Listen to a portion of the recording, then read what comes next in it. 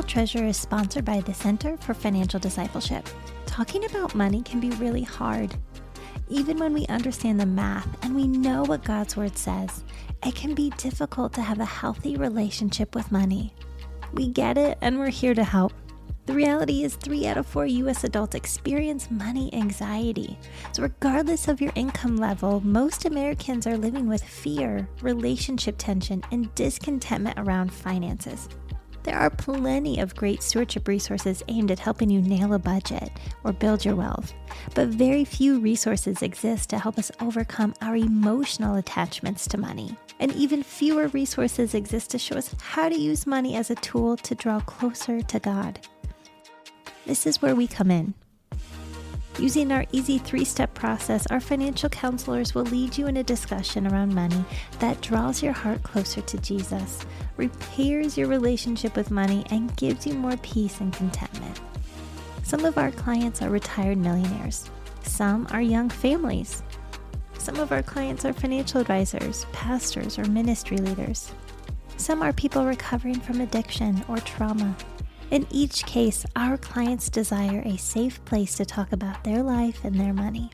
So if you're tired of living with money stress or discontentment, if you're tired of financial tension showing up in your relationships, if you want to experience the joys of the easy yoke, then let's have a conversation. Get connected with a financial counselor by visiting our website, www.financialdiscipleship.center.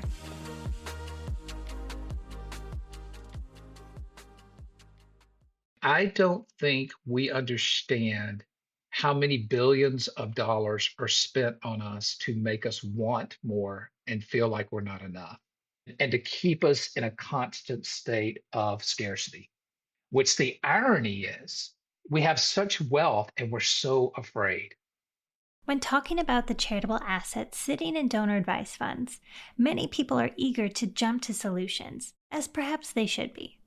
While I do want us to address possible solutions to the daft dilemma, we first need to uncover why this is happening in the first place. Over the next several episodes, we're going to explore the various reasons why funds stay stagnant. Once again, our job is not to judge these reasons, but to get curious about them. And remember, we may be narrowing in on donor advice funds, but the behavioral patterns apply to all of us. You won't have to look hard to find a story that intersects with your life too. In today's conversation, we're going to discuss how our culture is shaping the way Christians behave with money in an episode titled Anxiety and the American Gospel.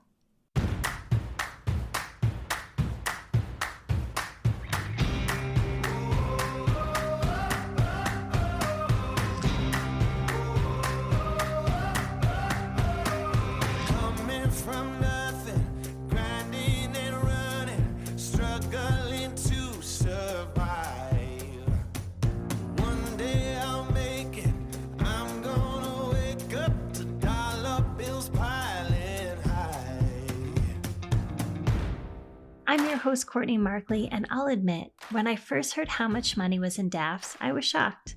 But it led me on a journey to discover what really lies beneath this number. Some Christians say there isn't a problem. Others are frustrated by the amount of charitable assets not getting deployed. But this story isn't just about donor advice funds. It is about you and me. This is a story about how our culture has shaped the way Christians behave with money. It's a story about the goodness of wealth and the weight of responsibility we feel to steward it well. It's a story about the vulnerable reasons why we often keep money to ourselves. And it's about the opportunity of a moment. Journey with me as we seek the answer. How should Christians respond to this idle treasure? Stack it up, making that money.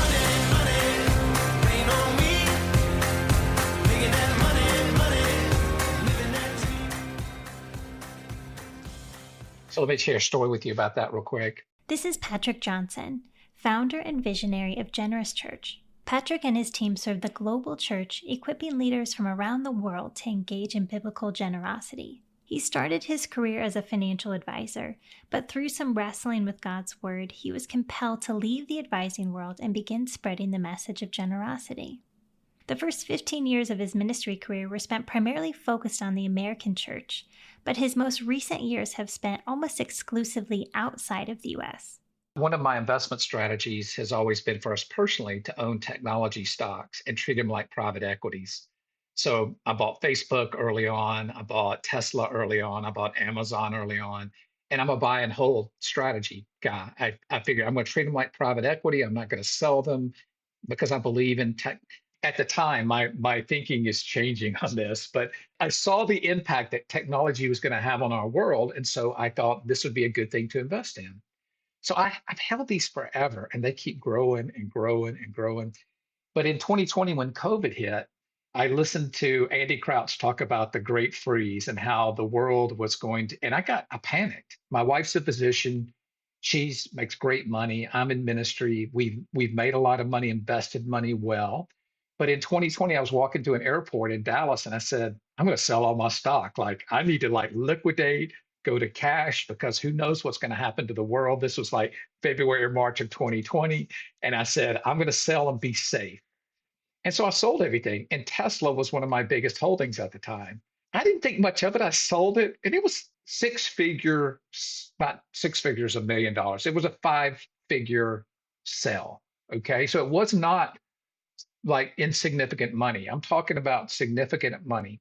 I didn't think much about it because I was trying to keep our ministry afloat. COVID was going, everything was falling apart. But I think about like 18 months to 24 months later, the Federal Reserve was pumping all this money into the economy. Stock prices were going through the roof. And I just had the thought in my office, like, I wonder what my Tesla stock would be worth right now. And I pulled it up. I felt incredible shame because I saw like what it could have grown to. And my strategy, I'd always been true to my strategy of just buying and holding it. For 5 days, I was depressed. I felt ashamed. And one day I was out walking and I was wrestling with God and I sort of heard that still small voice. And what God said is, what if it was a blessing? What if I protected you by having you sell that? That's the danger. That's the illusion. That's the siren call of wealth. I think there's a Proverbs that says, the Lord's presence is, our strong tower. We can run to the Lord and be safe. And then it says right after that, the rich imagine that their wealth is their fortified city. They run to it. And I think that's what God was showing me during that time was basically, what if I protected you? You think this would be a blessing? What if I protected you? That was a huge lesson from my life. And I don't think we learn the lesson and we don't forget it because I can tell you 3 years later, I can tell you another story that's crazy from India where the same thing came up again in a really provocative way where everything went up again. It started reaching numbers where I thought, I don't even look at it, but I looked at it one day when I was in India doing ministry among these poor Indian pastors. And as I was sitting across the table from them, the numbers got so big that I started thinking like I couldn't minister to them. I was worried about whether I should sell my technology stocks again. And I thought about the juxtaposition between these pastors. They didn't have the written language where you could type out on a computer. Everything was handwritten in their native tongue. And I was ministering to these people, worried in the back of my mind whether I should sell my technology stocks for a profit. I mean, that is deceptive. I wanted to sit down with Patrick because he has a unique perspective from serving Christians inside the US and around the globe. And as you can probably already tell, he's not afraid to talk about his own vulnerability with money. I asked Patrick what the biggest obstacle to generosity is, to which he replied, fear. I don't think we understand how many billions of dollars are spent on us to make us want more and feel like we're not enough. And I think that is a very Western issue, is we have billions of dollars through social media, through television. I mean, think about how we're bombarded with the messages that we don't have enough, that we're not enough, that we haven't done enough. And I think one of the biggest barriers to generosity in the West is a scarcity mentality. And I think a lot of our entrepreneurial infrastructure, our capitalistic infrastructure, is designed to feed that lack of enough in us, to want us to spend, to cause us to spend, and to keep us in a constant state of scarcity. Which the irony is, we have such wealth and we're so afraid. The average American easily ranks within the top 4% wealthiest in the world. But despite our wealth, the majority of Americans still have a primarily negative relationship with money. We are seeing unprecedented amounts of fear and anxiety run rampant in the West. Now let's clarify these terms real quick. Many people use the word fear to describe their relationship with money, but what they actually have is anxiety. Allow me to explain. Fear involves a negative emotional response to an active present threat. Think about a person who's living paycheck to paycheck with no money in savings, who just lost their job. They are probably experiencing fear about how they will put food on the table or pay their bills. With fear, the threat is happening in real time. Anxiety, on the other hand, is a negative emotional response to a perceived future threat.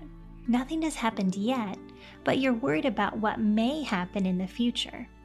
Anxiety is often accompanied by an escalating sense of a loss of control and worst-case scenario thinking. Imagine a person who has a stable job and a healthy amount of money in savings. They carry little to no debt, and yet they are constantly feeling pressure that their money will run out. Their thoughts often imagine a series of events that cause them to lose money or suffer harm. That is money anxiety, and 3 out of 4 U.S. adults experience it. If we are one of the wealthiest nations in the history of the world, why are so many Americans anxious? And to make the conversation a little more personal, we could also ask ourselves why Christians seem to be just as gripped by money anxiety, even though we serve a God who tells us specifically not to fear, worry, or be anxious. We have such wealth and we're so afraid. If you go to other parts of the world, they have struggles, and no part of the world is perfect, but they don't struggle with fear. My belief is they don't struggle with fear like we struggle with fear. And I think it's because of this, the water we swim in the West of abundance financially. So much is spent on us, convincing us that we're not enough, we haven't done enough, we won't have enough. And therefore, we live under a mindset of scarcity, which is really a prison. Who created this prison, uniquely mixed with abundance and scarcity? We only need to take a short trip back in time to see how our culture has slowly evolved to where it is today. Let's do a quick history lesson.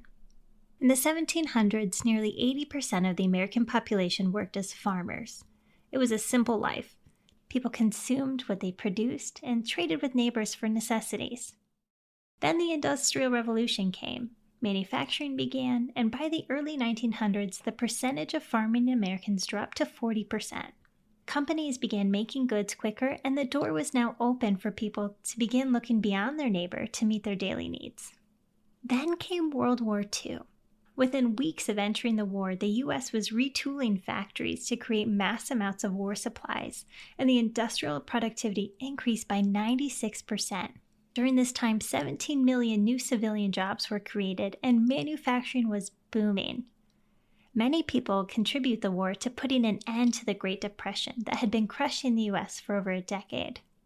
Once the war ended, the need for mass amounts of manufacturing would end too, unless something changed. Politicians, New York City advertisers, and the businessmen of Wall Street gathered together to answer one dangerous question. How can we convince people to buy more stuff? Knowing their audience had just survived the largest economic downturn in the country's history, they had a tough challenge ahead of them. Most people were still prone to buy needs, not wants. They valued things for their usefulness, not their fashion. So how could they convince the American people to abandon the simple life and embrace the ever-changing world of technology, fashion, and mass consumption? The words of Wall Street banker Paul Mazur give us insight into their thinking. He said, We must shift America from a needs to a desires culture. People must be trained to desire, to want new things, even before the old have been entirely consumed. We must shape a new mentality. Man's desires must overshadow his needs. They would succeed with their mission. Today, we call it consumerism.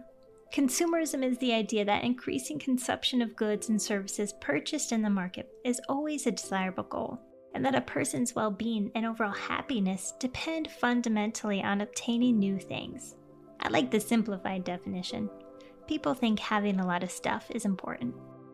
The shift in our economy has been so profound that most Americans now believe it is their patriotic duty to shop. One person I interviewed specifically recalled the moment after 9/11 when President George W. Bush was encouraging the nation after the terrorist attacks, and he implored the people, amongst other things, to continue shopping. The change brought on by World War II had its positive effects. It created what is now known as the golden age of capitalism, a period of economic expansion spanning from 1945 into the 1970s. During this time, home ownership grew, higher education increased, we saw advancement in technology, and a wave of new manufactured goods beginning to appear. But the change in American shopping patterns wasn't without its downsides. Fast forwarding to today, and the stats on our consumption are staggering. The average American now throws away 81 pounds of clothing per year. Americans now spend more money eating out than they do on groceries. And since the 1950s, the average house size has doubled, while the average family size is now reduced by half. So we have half the amount of people living in twice the amount of home. And these are just a few examples. As our wealth has grown, our consumption has grown as well. And this is the prison Patrick spoke of earlier. We have the ability to create wealth, but the potential goodness of it is often overshadowed by our own personal fears and desires for more. We are bombarded by messages saying we are not enough, we haven't done enough, we don't own enough, we haven't saved enough, so despite how much we have, it never feels like enough. In the words of Paul Mazur, we have been trained to desire new things. With our growing consumerism and increasing anxiety, you may be wondering what's happening in the church. I mean, I grew up in the church growth movement. A big part of that movement appeals to people's felt needs to get them in the door. And you sort of like, okay, I get you in the door, and now I'm telling you, you have to give, you have to like sacrifice. Like, I wonder if some of the difficulties we have teaching on this because the methodology that we use to attract people is so different than the methodology that Jesus calls people into the life of sacrifice and giving. The church growth movement, also known as the seeker-friendly movement, came out of a desire to make churches more accessible to non-Christians. Worship songs became more contemporary, sermons became more entertaining, and the church buildings were overhauled to be more comfortable and casual. In this environment, there's rarely talk about sacrifice or suffering because of your faith. There seems to be a stark contrast between the way we do church and the way Christ lived. And perhaps we should be asking ourselves how our consumerism is hindering our witness and shaping our faith. One of the big conclusions I came to in working with the church in the West, which is such a good thing. So this is not judgment. I really value and appreciate the hard work that churches do in the West because of our individualistic culture. I mean, shepherding people like me who are highly individual, that's a hard thing. They've got a hard job. So I'm not criticizing, but I also think it's hard to disciple people in the West. And I think it's harder the bigger you get. I was talking to an executive pastor, former executive pastor of a mega church in the United States, who we all know the pastor because he's famous. And he said, let me tell you a secret. He said, I don't think pastors who grow larger churches, most of them don't set out to create those large churches. It just sort of happens and they get stuck. They get stuck with all the overhead. They get stuck with all the staff that depends on the giving. And I think there's something unique about the way we do church in the West, which may make it more difficult to even talk about money because of the infrastructure that we have and the way we do church. And that's hard.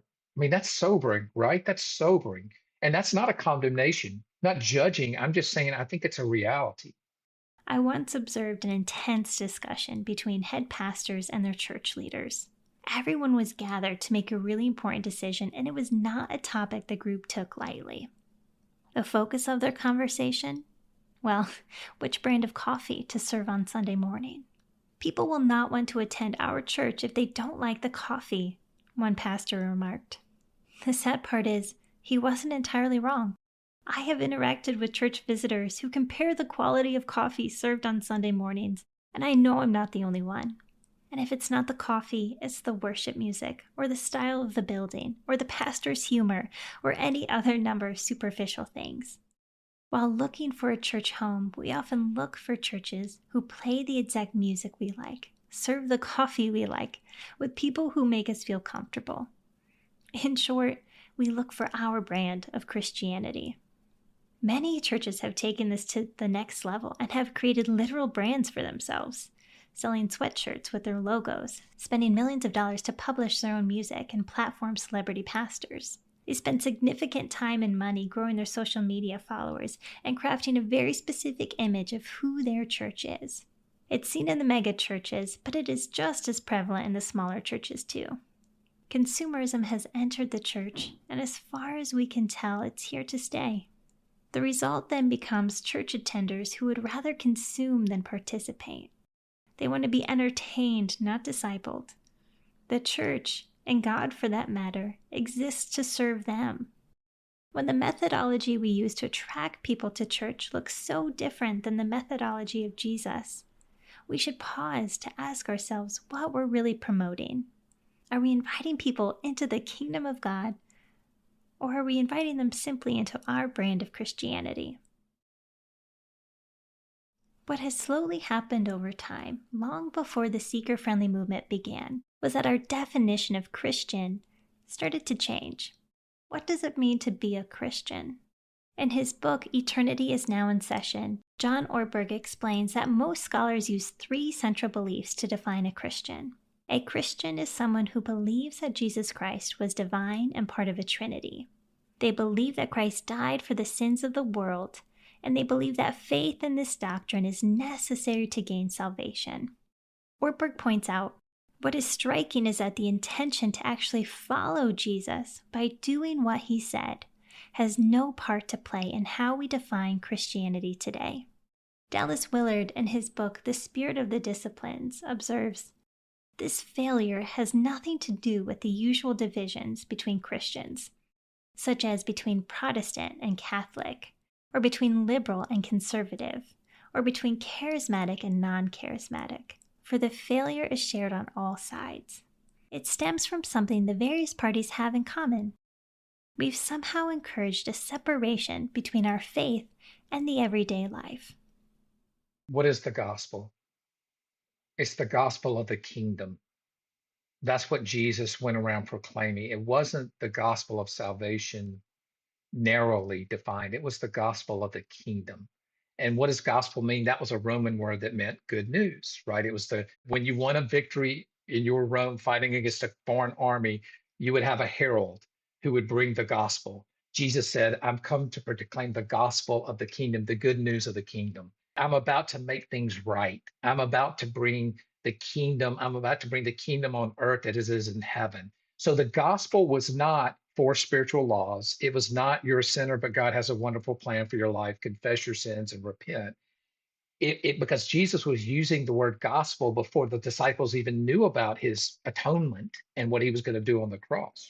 It's basically he was bringing in a kingdom reality into the false empire of Rome and was saying, if you follow me into that kingdom reality, you're going to find yourself, you're going to find your life, but you may lose your life in the process. I think we've narrowed gospel to a decision, and I think the gospel is a kingdom of which Jesus is the king, and he's leading us into what does it mean to be human and to flourish. It's about a kingdom with a king who's inviting us into a new reality of which love and generosity are key threads, key currencies, if you will, of that new reality. So that's why Jesus didn't say to the rich young ruler, well, you're a sinner. I've come to die for you. Therefore, if you confess and repent, no, he said, I'm inviting you into a kingdom, but here's what you struggle with. I'm going to invite you to lay that down and to follow me into this new reality where you will find flourishing and find your life. When we talk about generosity, we think about meeting needs, we think about obedience, but really it's about flourishing. It's about us flourishing as disciples of Jesus. So think about it like this too. So everything Jesus gave us in the Sermon on the Mount regarding provision, possessions, and generosity, it's like a yoke, and the world has a yoke. The narratives of the world accumulate more. Look out for number one. Don't lose money, get rich. That's a yoke that the whole system set up on. And that is a heavy yoke. That's a heavy yoke that you can bear. And Jesus, he said, okay, I'm going to tell you how to flourish with your provision, possessions, and generosity. Be careful, give freely, live simply, work diligently. All the things Jesus commanded, that is a light yoke. Every rabbi, every teacher had a yoke. It's not just the yoke that you put on an oxen and, that imagery. That's true. Like, you can be yoked to Jesus. But if you were a first century Jew, you were looking at that and you were basically saying the yoke is what my rabbi teaches me, how he interprets the Torah in order to flourish in life. That was called a yoke. And Jesus had a yoke when it comes to money and possessions and provision and generosity, and it was light. And I think that's what we're missing in the West. We bifurcate as Christians. We basically say, oh, I believe what Jesus said, but that doesn't make sense to live like that in a Western context. We have to take care of ourselves. We have to be wise. We have to be good stewards, even. That's a whole nother issue. But we end up putting a yoke, a heavy yoke of the world mixed with a little bit of Christianese where Jesus said, I'm going to give you the light yoke to wear. And if you'll trust me, and if you'll move from that mindset of scarcity to a mindset of abundance, then you're going to carry a light yoke. I think many of us get stuck trying to live this both and life. We want the salvation of Jesus, but we don't necessarily want the lifestyle of Jesus. When discipleship isn't a priority, then we miss the significance of Christ as rabbi. He wasn't simply here to die for us. Yes, his death had immense significance, but his life had the utmost importance too. He was declaring the gospel long before he went to the cross. He was inviting us into a new way of living, and in this posture, his instruction around money and possessions is critical for the Christian walk. So let's go back to the question. Why do Christians suffer with money anxiety?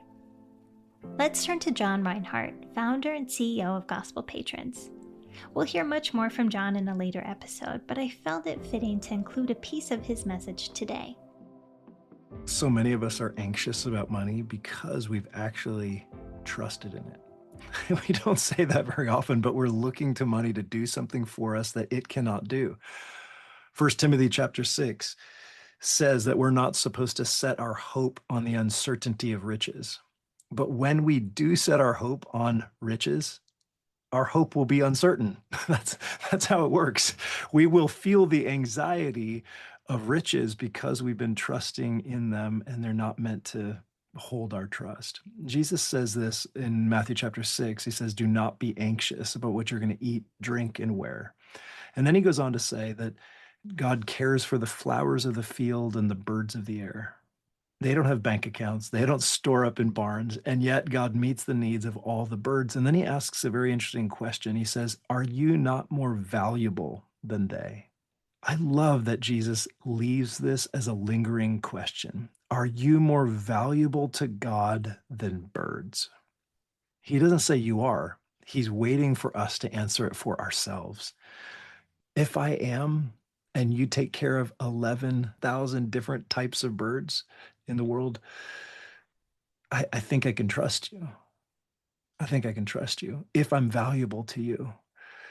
But if I'm on my own, if I really am an orphan in this world, and it's a cold, hard, dark world, and I got to scrap and hustle for everything that I'm going to get, that's a cause for anxiety. But Jesus is saying, are you valuable to God? And the beautiful thing is, through his own life, death, and resurrection, he proved our value to God. Jesus himself, with arms stretched out on the cross and blood dripping down from his hands and his feet, is saying, you are this valuable to God that he would send his one and only son, and the son, would die for you. That's how valuable you are to God. Now, you may be wondering what all of this has to do with the money accumulating in donor advised funds. With DAFs, people have technically already designated that money to charity, so they wouldn't experience any fear of giving it away, right? Unfortunately, that doesn't seem to be the case. Of all the interviews I had, the consistent reason given for why money stays in a DAF was fear. Fear of losing control, fear of making the wrong decision, fear of accidentally causing harm or offending a family member. It seems fear creates a paralyzing effect, causing funds to stay stagnant. As we think about the DAF dilemma, we have to remember the realities of the people using them. In a world suffering from anxiety, we're prone to count our losses instead of seeing the good. We are prone to run from pain instead of taking risks. We are prone to say we want change without implementing the actions to make it a reality. Our consumer-driven economy has given us little purpose to experience pain, and it's given us every opportunity to run from it. But when we think about the early Christians and the various heroes of the faith, people like Paul, John Wesley, Dietrich Bonhoeffer, C.T. Studd, or Mother Teresa, we see men and women who found purpose through suffering. We see people who took risks and gave everything they had for the sake of knowing Christ. What makes their testimonies so attractive is the same thing that causes us to retreat. But let's remember the words of Jesus, that God did not send his Son into the world to condemn it, but to save it. All throughout history, we see seasons of people walking away from God, followed by a beautiful return. And perhaps for us, this is the start of our return.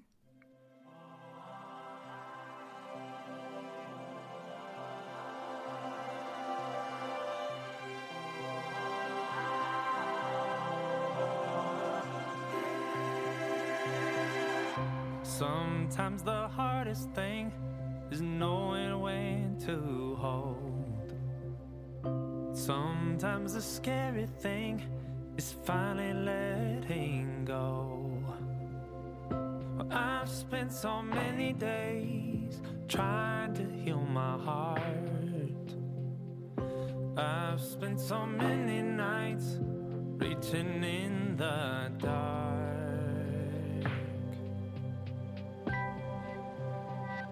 Do you see me?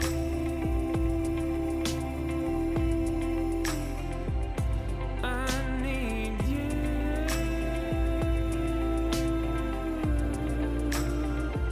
Say easy.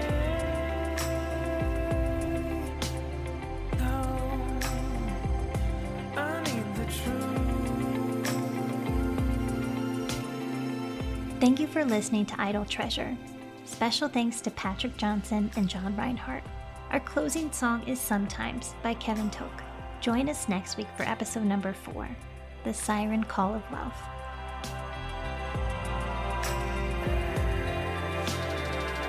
Sometimes I'm feeling it, trusting when I don't.